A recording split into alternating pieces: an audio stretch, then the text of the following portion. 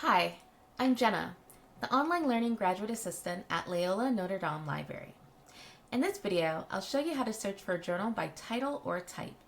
This search is best used when you already know the name of the journal you are looking for, or if your professor requests that you use a certain kind of journal. Let's get started.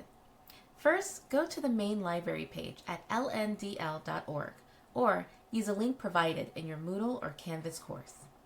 In the middle of the page, you'll see our new OneSearch search tool. OneSearch searches through all the library's resources, as well as everything we have access to as part of the US MAI Consortium. But we don't want to search all of the library's resources, just journals, and just a specific journal. So we're going to click on the Journals tab and enter in the title of the journal we're looking for.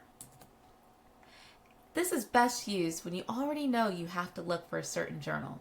For example, Currents in Pharmacy Teaching and Learning, Applied Animal Behavior Science, or German Studies Review. Adding quotation marks around your search terms allows you to look for the terms in the order you've entered them. Now hit Search. If this is the first time searching, click on the yellow bar to sign in using your credentials.